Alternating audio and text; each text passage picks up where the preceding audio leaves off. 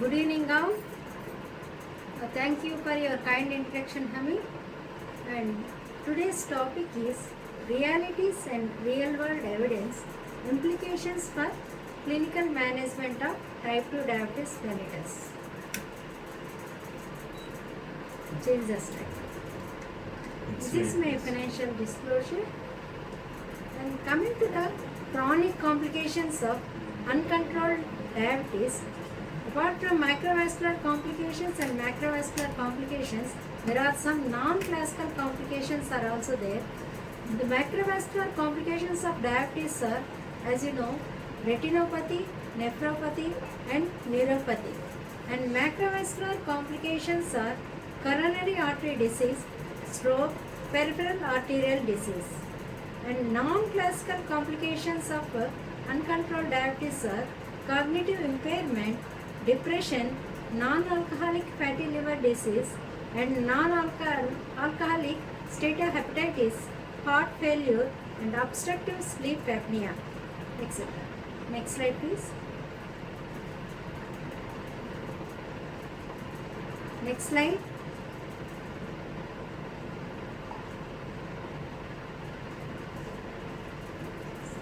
So, insulin offers maximum glycemic efficacy.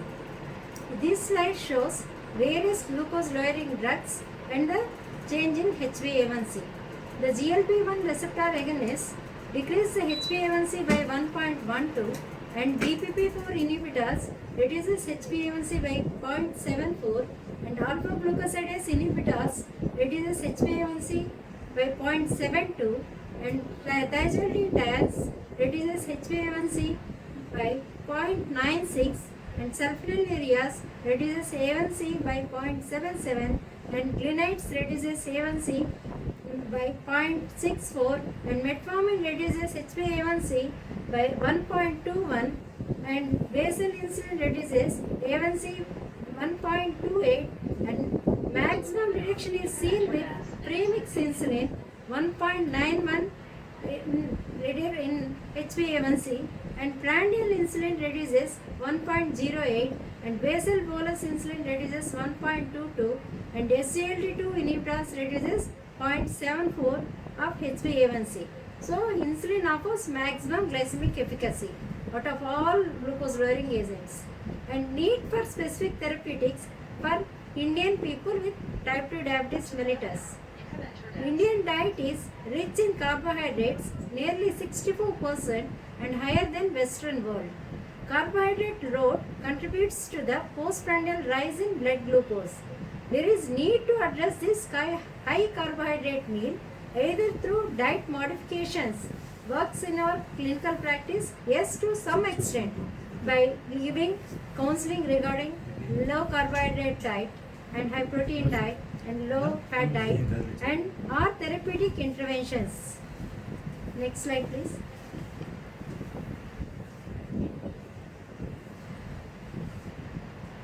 Next slide. And this is the slide shows the patient level pooled analysis of 16 randomized controlled trials assessing glycemic responses in Asian and non-Asian people with type 2 diabetes mellitus initiating basal insulin glargine U100. So this slide shows 46.9% of non-Asian people achieve HbA1c target less than 7% and Asian 39.6% of Asian people achieve HbA1c less than 7% with no significant difference in dose requirement. Despite similar fasting plasma glucose reduction with basal insulin glargine U100, fewer Asian patients achieve target HbA1c as compared to non-Asians. This concludes prandial component needs to be addressed in Asians. Next slide, please. Do we have a 2-in-1 solution for insulin therapy in Indian people with type 2 diabetes mellitus? Yes. Next slide, please.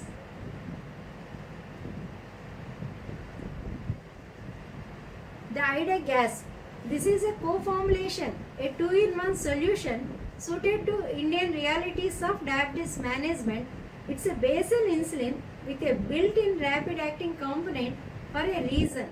In the formulation, IDEC gas contains insulin degludec 70% and insulin aspart 30% existing separately in one formulation as insulin degludec as dihexameric form and insulin aspart as hexameric form.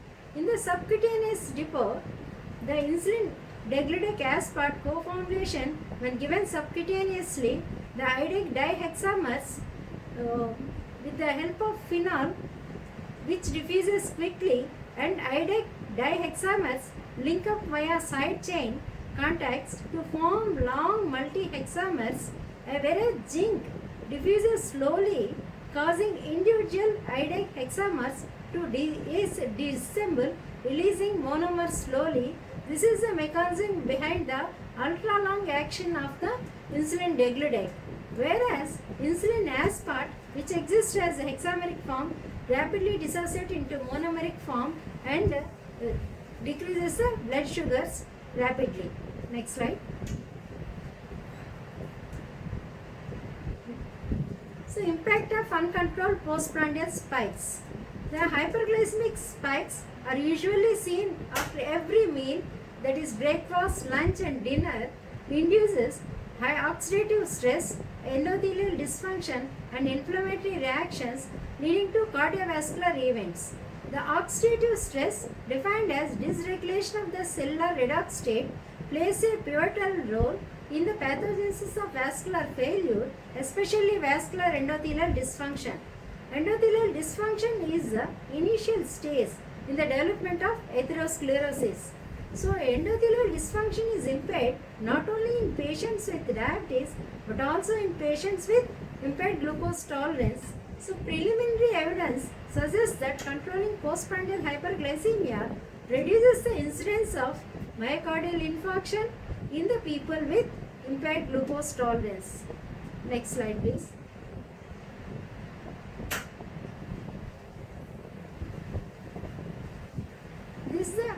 This slide shows distinct prandial and basal glucose lowering effects of IDEC gas at a steady state.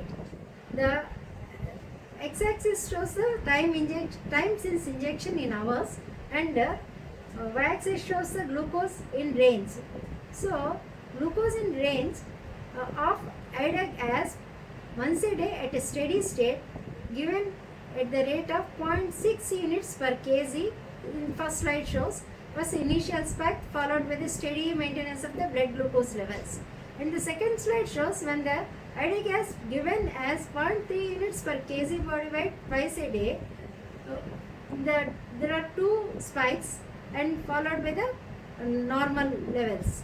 The pharmacological properties make IDEC as a prudent choice for once a day initiation and subsequent intensification if target blood glucose levels are not attained.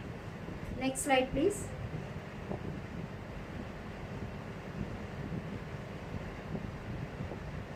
So, various clinical trial programs are going on regarding IDEC ASP.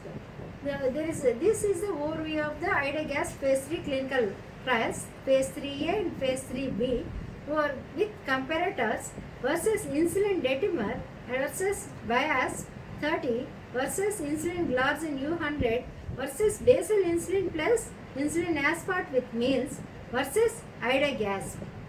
Next slide, please. Is there any real world evidence with IDEC ASP? Yes. Next slide. Key factors influencing clinical practice decisions for choosing therapeutic options. The evidence from systematic reviews and meta-analysis and evidence from safety studies, evidence from larger outcome trials, evidence from randomized control trials of phase 2 and 3, evidence from personal experiences and case reports, evidence from real world evidences and clinical practice setting. Next slide.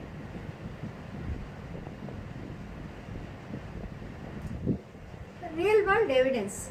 The data that are collected outside the controlled constraints of conventional randomized clinical trials to evaluate what is happening in the normal clinical practice leads to ever increasing role in decisions that affect patients' access to therapies. This comparison between randomized control trials and real world data, which can work, which cannot work. We'll see next slide. RCTs versus real world evidence studies. Randomized control trials tend to be closely monitored and tightly controlled, whereas real world evidence studies tend to be more variable and reflective of the everyday, day-to-day scenarios. Next slide, please. The real-world data can be generated from a variety of sources, from patient registries and electronic health records, administrative data, and survey data. Next slide.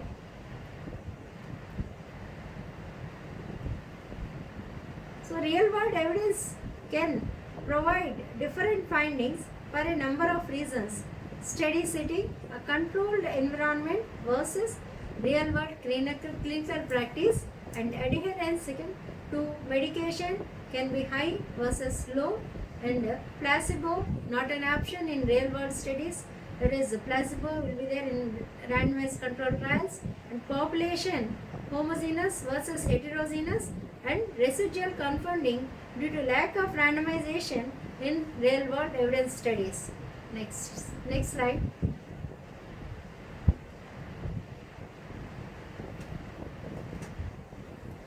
Real world evidence studies implications.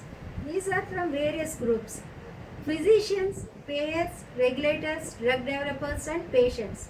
From physician view, real world picture of disease, treatment practices and outcomes, assessment of compliance with disease management guidelines, and payers, how treatments are used in everyday clinical practice, clinical and cost effectiveness of treatments, different patient populations, and regulators, long-term safety and effectiveness, and pharmacovigilance, and drug developers, effectiveness and safety in real-life clinical practice, hypothesis generation for clinical trial design, and from patient point of view, improved knowledge of the disease, impact of treatments on symptoms and everyday lives of patients, a representative for a larger patient population.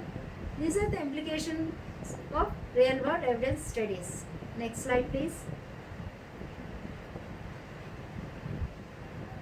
So, real world evidences with IDA-GASP, there are two studies like retrospective studies and observational studies.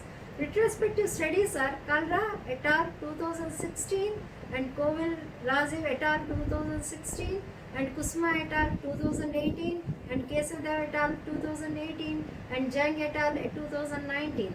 Whereas observational real world evidence studies are Kalra et al. 2016 and Kesadev et al. 2017 and Harada et al. 2018 and Fizimoto et al.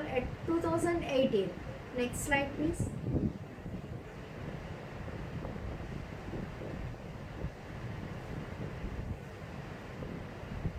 Next slide.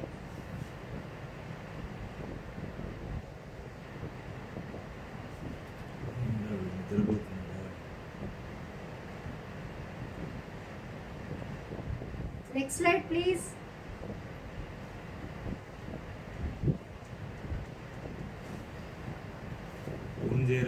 మేలుకోమని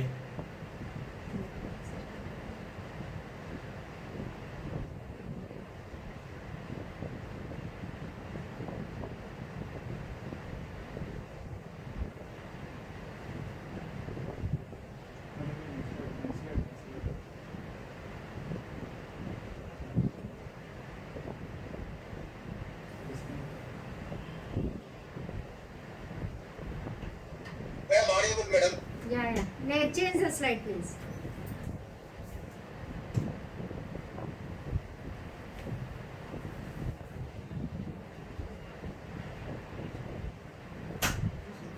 Next slide. Yes, madam. Okay.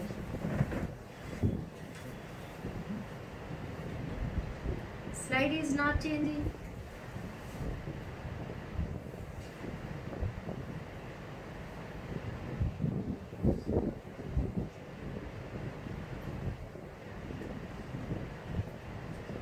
ఎందుకు వస్తుంది అది network hang అయింది.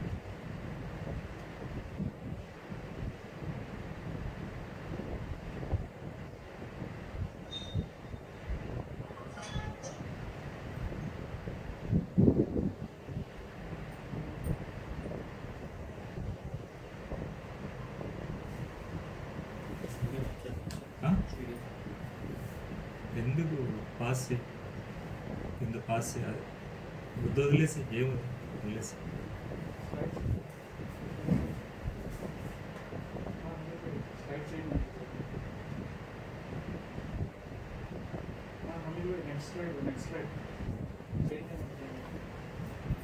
ఏమిరా అక్కడ head క్వార్టర్స్లో హెచ్ఓలు ఎవరు బతికిలేరా చచ్చిపోయినారు అందరూ వీడినెవడు moderate చేయమన్నాడు అసలు ఆ?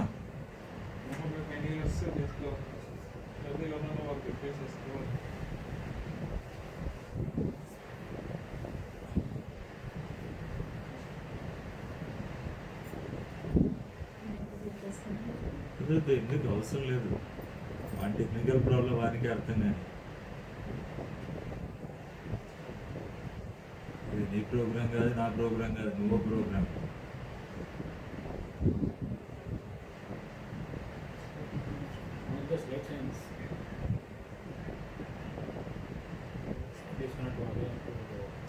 ఆ? Network is. ఈ అధిక ప్రసంగిని ఎవడరా చేయమన్నాడు ఫస్ట్ అక్కడ వాడు ప్రవీణ్ ఎవడో ఒకడు ఉంటాడు కదా వాళ్ళు శుభ్రంగా చేస్తున్నారు కదా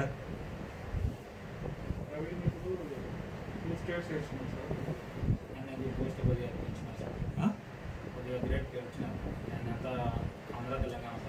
ఆ.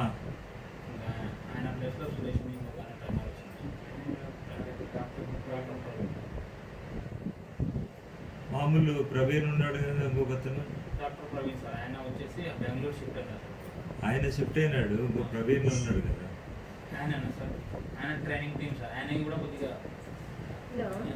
సురంపూర్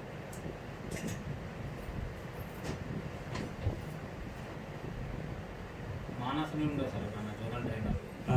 ఆ పోస్ట్ ఆయనకి ఇచ్చినారు సార్ ఆ ప్రవీణ్ ట్రైనర్ ఎవరికి ఏ పోస్ట్ ఇస్తే ఏమిరా ఒక గంట సేపు ఉండడానికి ఈ అంతకంటే ఏమన్నా అంతే సార్ 1 అవర్ సార్. కూర్చోబెడుతున్నారా అక్కడ హెచ్ఓలో కూర్చొని వీళ్ళకి పని ఉండదు పాట ఉండదు ఏది ఉండదు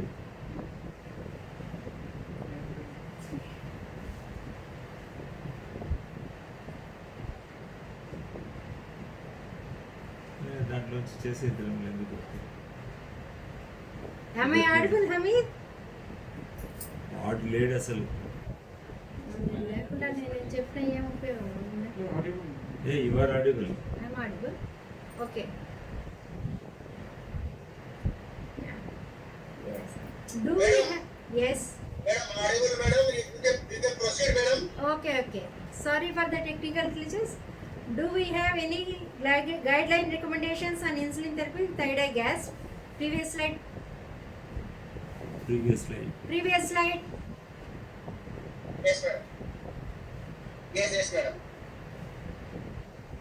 Yes. Do we have RSA and ESA clinical practice recommendations 2020 for the management of type 2 diabetes mellitus is recommended once daily ida gas as choice for insulin initiation. Insulin therapy should be considered in all patients failing to achieve glycemic targets on 3 oral agents. Next slide, please. సైలెంట్లో పెట్టుకుంటారు Next slide.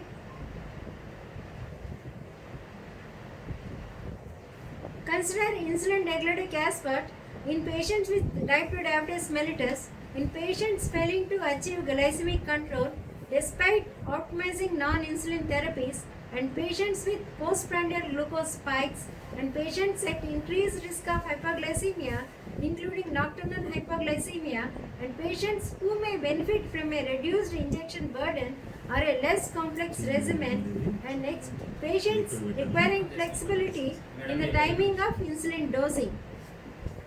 Next slide, please. So, dosing of the ida-gasp in type 2 DM patients. Initiation: administer once a day or twice a day with main meals. Administer alone or in combination with existing oral antidiabetic drugs or bolus insulin. Recommended total daily starting dose of ida-gasp is 10 units with major meal and requires subsequent individual dosage adjustments. And coming to the switching from other insulins, basal or premix insulin to ida-gasp once a day, 1:1. There is a, if you start with 10 units of a basal insulin, I will switch over to the 10 units of ida-gasp, like that. And basal or premix insulin twice a day, switch over to the ida-gasp twice a day or once a day, 1:1. And from basal bolus insulin to ida-gasp, individual requirement is of dose adjustment is required using close glucose monitoring for the first few weeks until the glycemic target is achieved. Next slide, please. Practical recommendation: administer once a day ida-gasp with the largest meal of the day. Initiate with 10 units of the ida-gasp once a day with the most carbohydrate heavy meal of the day, based on patient's consideration or by SMBG. Next slide, please.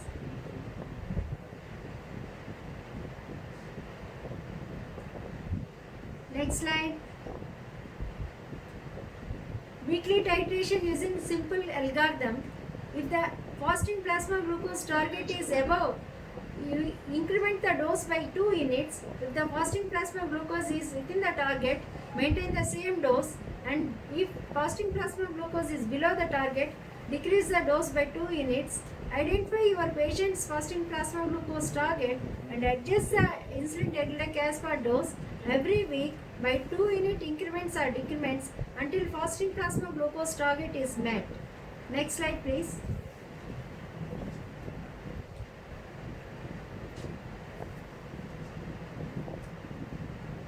This is the flex test device of the ida-gasp, a unique insulin delivery device.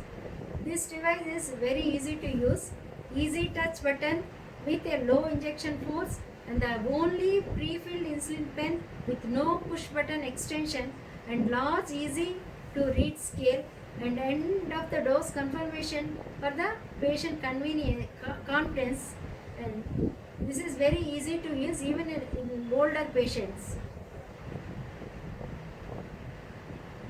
Next slide. Thank you. Thank you for your patient Yes, attention. madam. That's it, madam.